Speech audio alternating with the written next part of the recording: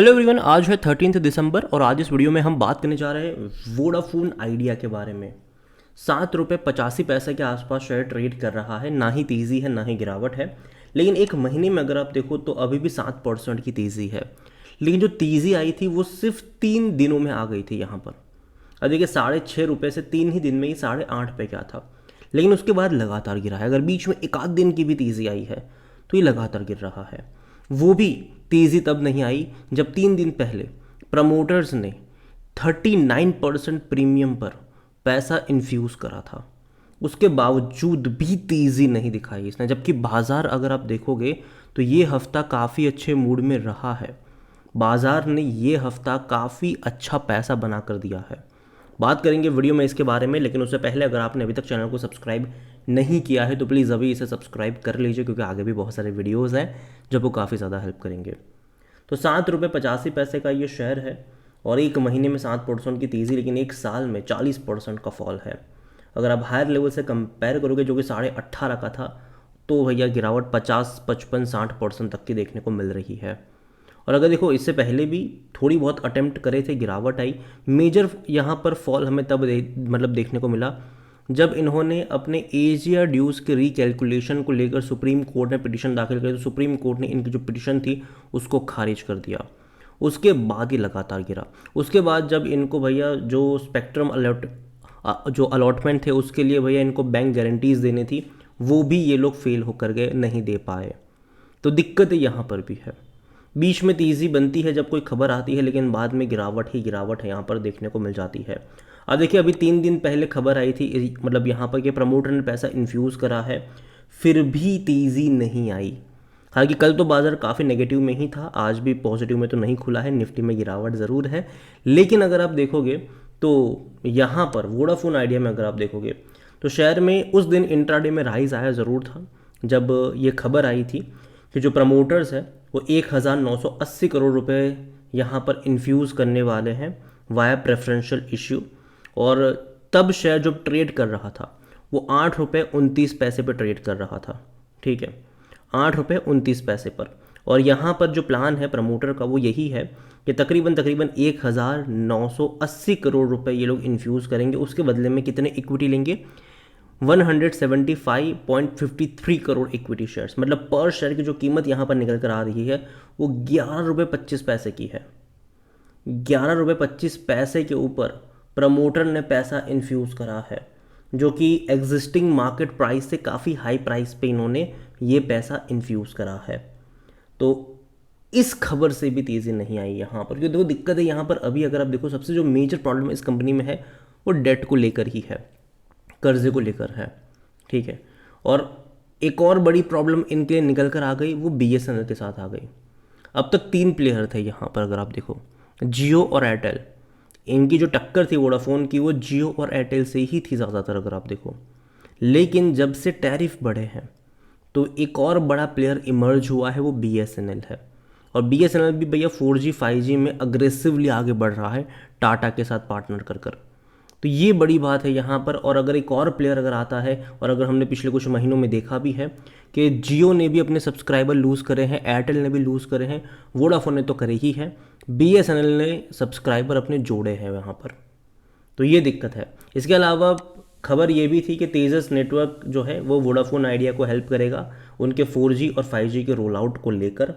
आपको बता दें कि तेजस जो नेटवर्क जो है वो टाटा का है। ठीक है, और अगेन फ्री में नहीं करेगा। ठीक है, वो भी पैसा लेगा। फ़ायदा यहाँ पर तेजस नेटवर्क का भी है। यहाँ पर अगर आप देखो, यहाँ पर तो वही है कि जो इनके पैन इंडिया में 4G और 5G रोल आउट है, जो कि काफ़ी क्रूशियल है आने वाले टाइम के लोग, वही है जो पैसा ज़्यादा स्पेंड करेंगे यहाँ पर।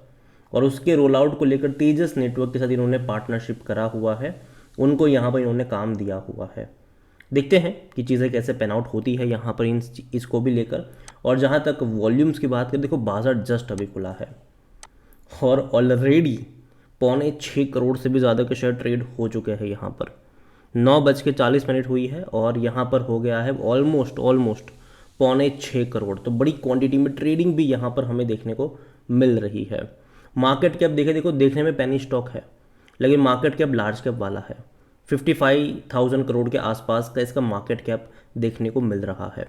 कंपनी के वैल्यूएशन को लेकर अगर हम देखें तो जाहिर सी बात है कंपनी लॉस मेकिंग है, तो पी रेशियो इसका नेगेटिव में ही देखने को मिलेगा।